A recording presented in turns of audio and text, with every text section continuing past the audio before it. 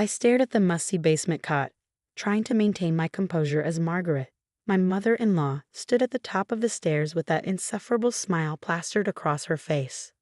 "The sheets are clean enough," she said, wrinkling her nose. "Though I suppose you're used to less, being a public school teacher and all." My name is Elena Chen, and for the past 3 years I'd endured Margaret Winston's not-so-subtle digs about my profession, my background, and what she called my unfortunate lack of proper breeding. But this, relegating me to the basement while the rest of the family enjoyed the luxurious guest rooms upstairs, this was a new low.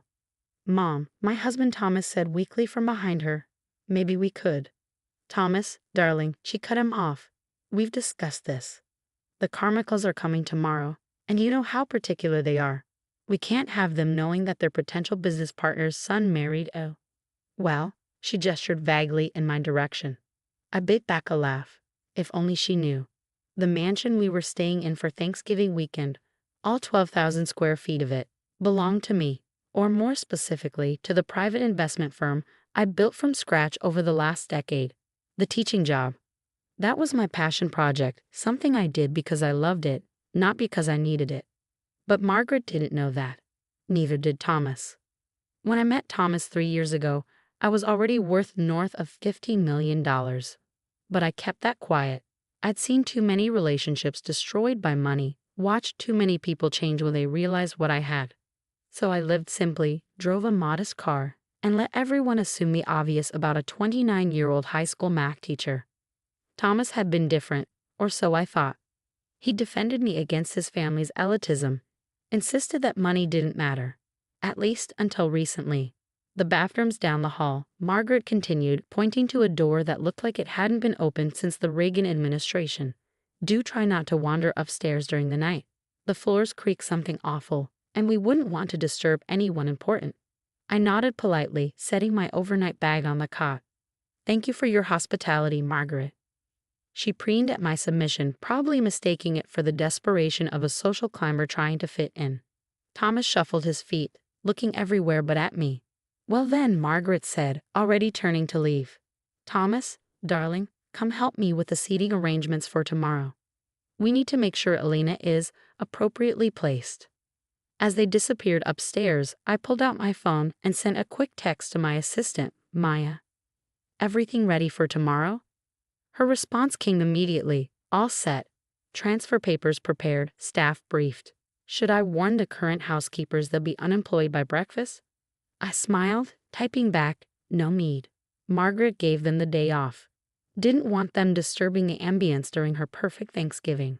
I could almost hear Maya's laugh through her reply. "Their loss.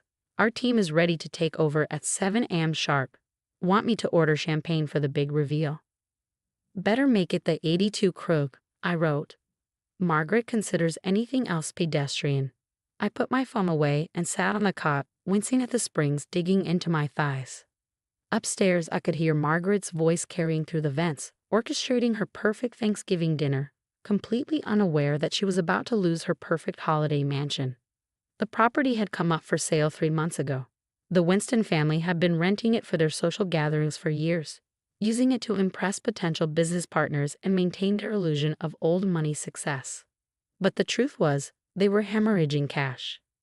Thomas's father's company was on the verge of collapse, and this mansion was far beyond their means. So when my investment firm had the opportunity to buy it, I couldn't resist. I kept my name off the paperwork, using one of my shell companies instead. Let them have one last holiday here, I thought. One last chance to show their true colors. A floorboard creaked above me, followed by Thomas's voice. "Mom, maybe we should at least bring her dinner."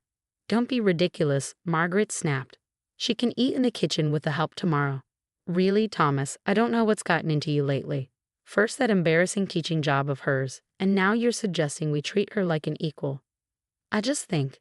"No, you don't think. That's always been your problem. Thank goodness you have me to manage these things.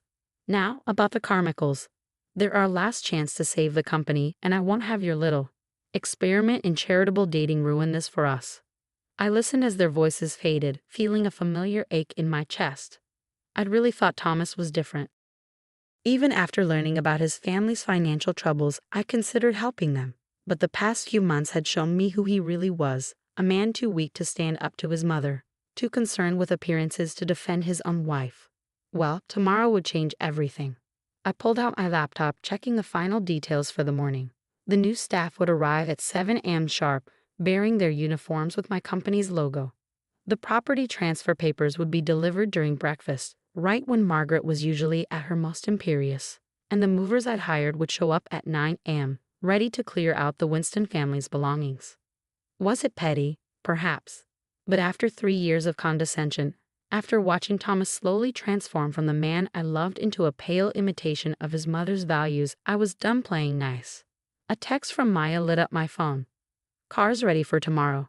Driver will be there at 6:30 a.m. to take you to get changed. Sure you don't want to sleep somewhere else tonight?" I looked around the basement at the water stains on the ceiling and the mysterious stains on the carpet. "No," I typed back. "I want to remember every detail of this. It'll make tomorrow that much sweeter." As I settled onto the lumpy cot, I could hear Margaret's voice drifting down again, planning tomorrow's festivities in excruciating detail. She had no idea that her perfect Thanksgiving was about to become anything but.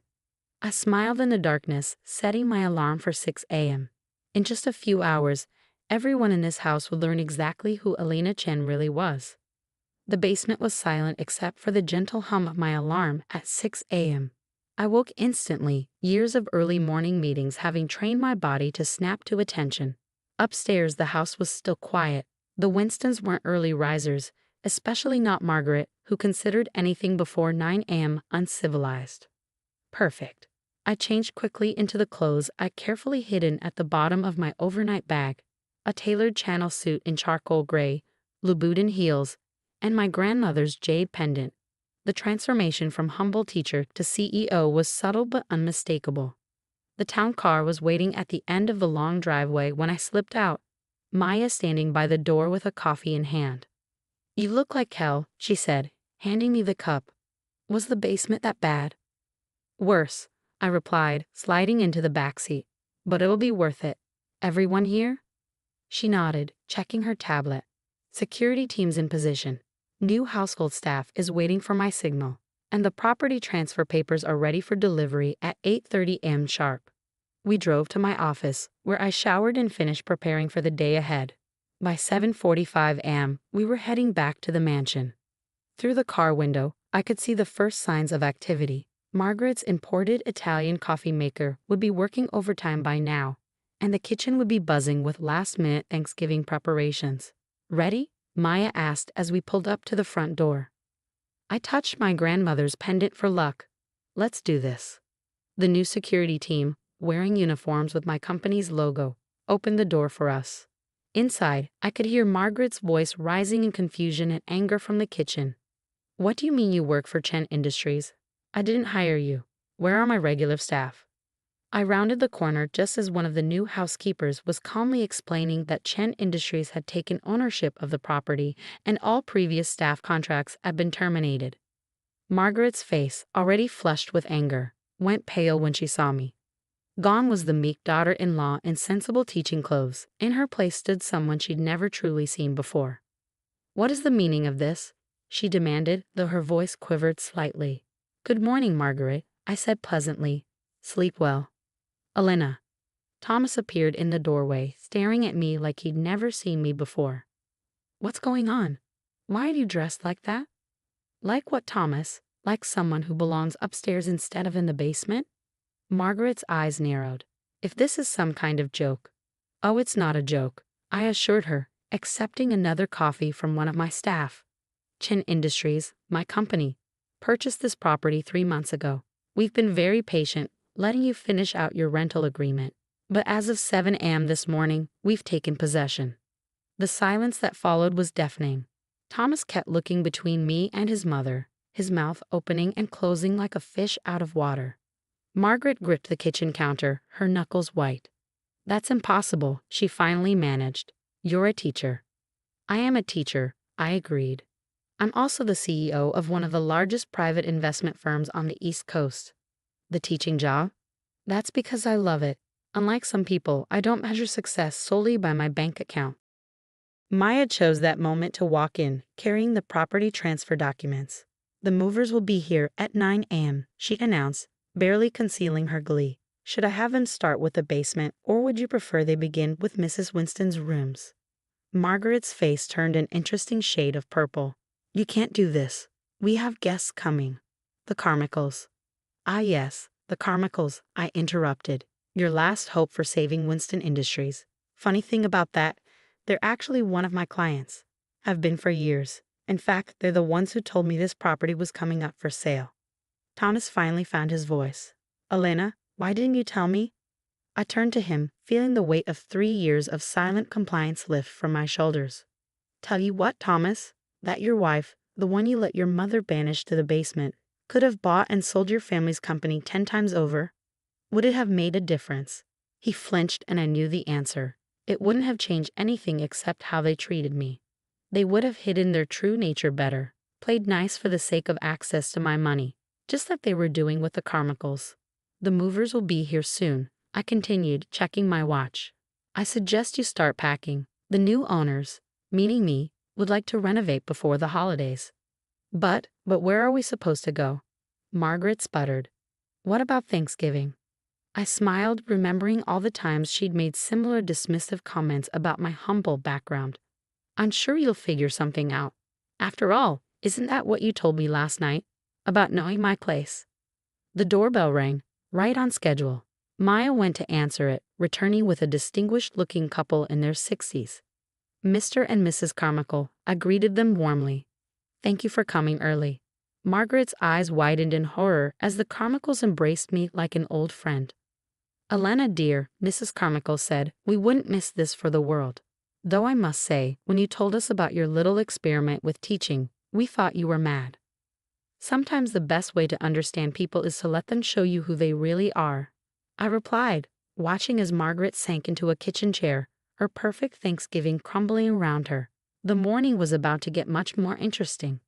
The next hour unfolded like a carefully orchestrated symphony. The movers arrived precisely at 9 a.m., their trucks lining the circular driveway. Margaret watched in horror as they began methodically packing up her precious antiques and family heirlooms, most of which, I knew, were actually rented for these occasions. You can't just throw us out, Thomas protested weakly. This is our holiday home.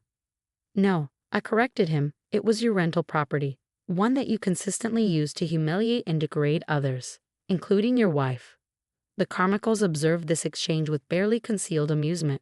They'd known me for years as a shrewd businesswoman, and now they were witnessing firsthand why I asked them to play along with my teacher facade. I must say, Mr. Carmichael commented, accepting a mimosa from one of my staff. This is far more entertaining than another stuffy Winston Thanksgiving. Margaret looked like she swallowed a lemon. James, surely you understand, our business arrangement will not be happening, he finished firmly. We've already signed with Chen Industries. Elena's proposal was, frankly, brilliant, unlike your son's rather desperate attempt to save your failing company. Thomas paled. You knew? About the company? I knew everything, I said quietly. About the debts, the failed ventures, your father's gambling problems. I could have helped, Thomas, if you'd been honest with me, if you treated me as a partner instead of someone to be ashamed of. Then why didn't you? He demanded. Because you needed to show me who you really were.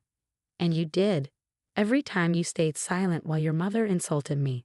Every time you chose appearance over substance. Last night in the basement, that was just the final confirmation. Maya appeared at my elbow. The master suite is cleared. Would you like to show the Carmichaels the renovations you're planning? I nodded, but Margaret wasn't finished. This is ridiculous. Thomas, are you going to let her treat your family this way? Thomas looked between his mother and me, and for a moment, I saw a flicker of the man I thought I married. But then it vanished, replaced by the same weak-willed compliance I'd grown to despise. You're right, Mother, he said. Elena, you need to stop this, whatever point you're trying to make. I held up my hand. The only point I'm making is that actions have consequences. You chose your mother's approval over your wife's dignity. Now you can have it permanently. I pulled an envelope from my bag and handed it to him. Divorce papers. My lawyer drew them up last week. Don't worry, I'm not asking for anything. You can keep whatever's left of your family's reputation. The sound of furniture being moved upstairs punctuated the silence that followed. Margaret had sunk into a chair, her perfect makeup streaked with tears. Thomas stared at the envelope like it might bite him. "You could have told me," he whispered. "Would it have changed anything?" I asked. "Would you have stood up to her? Defended me? Or would you have just hidden your contempt better? Played nice to access my money?" His silence was answer enough. Mrs. Carmichael touched my arm gently. "Shall we look at those renovation plans, dear? I have some wonderful ideas for the solarium." As we climbed the stairs, the same stairs Margaret had forbidden me to use last night, I heard Thomas's defeated voice. "Where are we supposed to go?" I paused, looking back at the family that had nearly broken my spirit. "I hear the basement's available." The renovations took 3 months. I kept the mansion's historic charm, but modernized the spaces that needed it. The basement was converted into a state-of-the-art classroom where I now teach weekend mathematics programs for underprivileged students. The same students Margaret would have sneered at now fill these halls with laughter and learning. Thomas signed the divorce papers without contest. Last I heard, he and Margaret had moved in with a distant cousin in Connecticut. Winston Industries filed for bankruptcy shortly after the Carmichaels publicly announced their partnership with Chen Industries. Sometimes, during quiet moments in this house, I think about that night in the basement, about the woman who silently accepted their judgment, who let them believe she was less than she was. She's gone now, replaced by someone who never again has to pretend to be small for others' comfort. Maya says I should have exposed them sooner, but I disagree. Some lessons are worth waiting for. Some revelations need the perfect timing. And some basements make excellent classrooms, once you clear out the cobwebs and let in the light.